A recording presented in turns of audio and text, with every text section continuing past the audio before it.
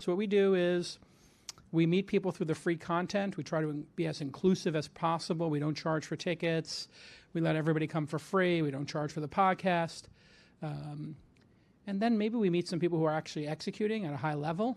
We put a little small bet in of 100K, then maybe a big bet of 500,000, and then maybe a huge bet of 2 or 3 million, at least huge for us. And that's worked out pretty well. We've done about 200 investments. In the first 125, 6 have become unicorns. That's like a 1 every 20 average. So the format's going to be pretty simple. You're going to have 90 seconds to pitch. Are they using decks, or are they just going to give me their idea? Perfect. And then after all 3 go, I'm going to take notes, and I'm going to ask them, do they want to take the red or the blue pill? Tell us your name. Bill DeZenzo? Correct. Bill, where are you from? Originally New Jersey, originally Montclair, New Jersey. Montclair, New Jersey. And Oakland, California now. Very nice, very nice. Okay, and now in Oaktown, Oakland. That's right. You figured out you got to cross the bay somehow. Pretty easy. Really? You took the BART? I did. All right, it's still alive. Okay, you made it. 3, 2, go. Hi, my company is Taxnexus, and we are the cannabis tax compliance company. The problem is rampant tax noncompliance throughout the industry due to the very difficult tax regimens imposed upon the industry.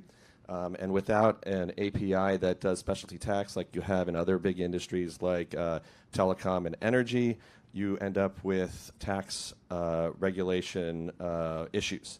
And that results in the regulators not receiving the money that they're supposed to receive in revenue and puts the cannabis industry companies in jeopardy.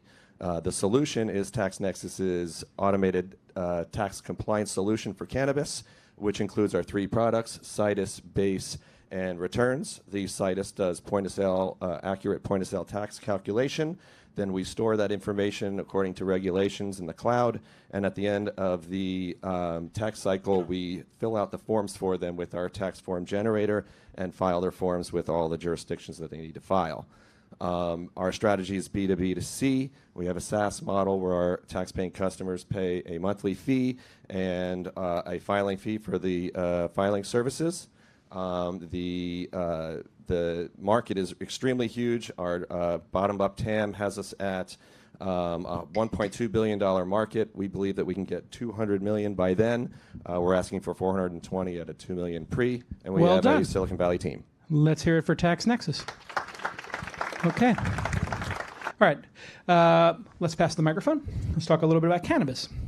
So, again, a really solid pitch. We all know what Taxnexus does because you said it immediately. There's a big problem, and you took the problem statement first. A lot of people are not paying their taxes, and it's complicated, and there's regulation, and we all started going, okay, we're starting to nod. So when you get the audience nodding and they're buying into it, that's good. It means we're buying into you. Again, back to that credibility. And you did the bottom-up TAM. TAM, total addressable market. If you go, anybody here ever been to Y Combinator Demo Day? Okay, a couple people. It's hilarious. Like you go and they're just like, and this is a $5 trillion, and you're just like, and they're like, because we sell food, and it's like, okay, you sell peanuts, but you're counting your total addressable market as the $5 trillion TAM market in the United States. It's like, so everybody's going to just eat peanuts forever. And you're like, and that's typically like you go on the web, you search for total addressable market for blank food, and then Gartner Group got paid by some person to come up with a number. And what's critical in that sentence is they got paid by somebody who has an agenda to come up with a number. Often, the people going out to raise money, not in the startups case, but other folks, they'll like commission reports that give them the answer they want to hear. So it's not like it's independent research in any way. What's much better is a bottom-up. How do you do a bottom-up versus a top-down? The bottom-up would be, okay, we looked at the top 5 grocery chains. We looked at how much money they spend on peanuts. We went to their stores. We counted how many peanuts were on the shelves. Or we looked at the top 20 providers of wholesale peanuts.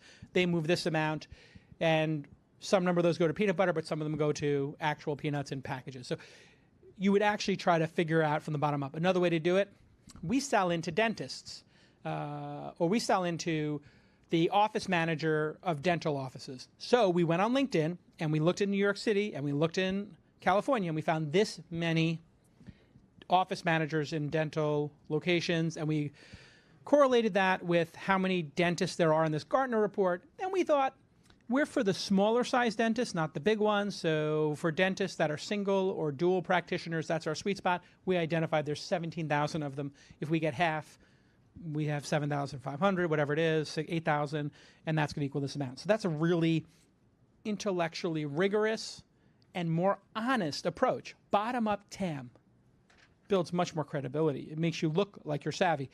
And we understand it's a B to B to C. That's a great, clarifying moment.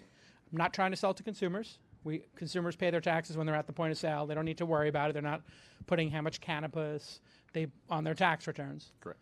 Although a cannabis deduction in San Francisco might be welcome.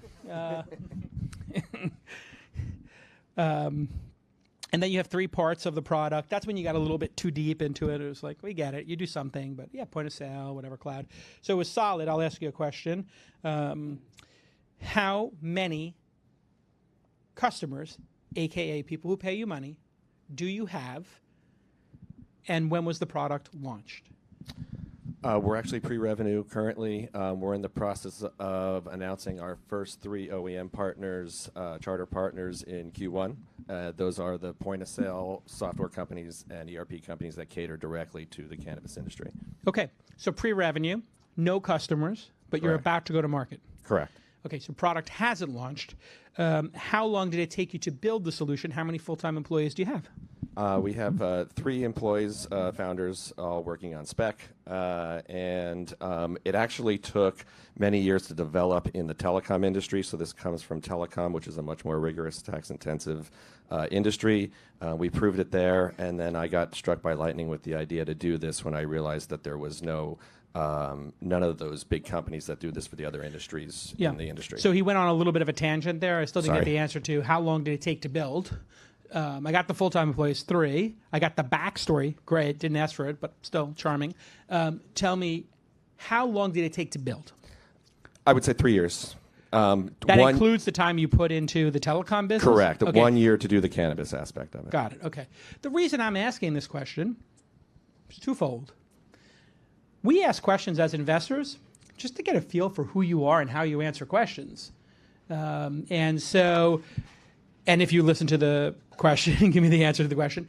And we also want the answer to the question, so that's important too. So here, I'm curious how long it took to build, but I probably could have guessed 6 to 18 months. It's typically the answer.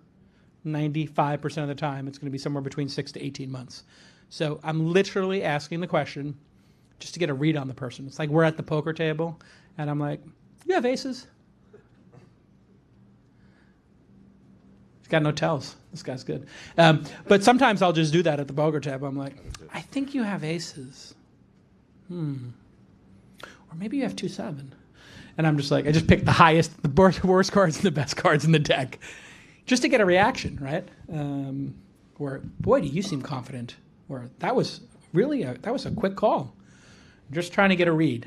It doesn't matter what you say. I'm just trying to look at your throat or maybe your eyes or your eyebrows, just crunch your thing, maybe get a read on you. Okay, very good. Let's pass the microphone.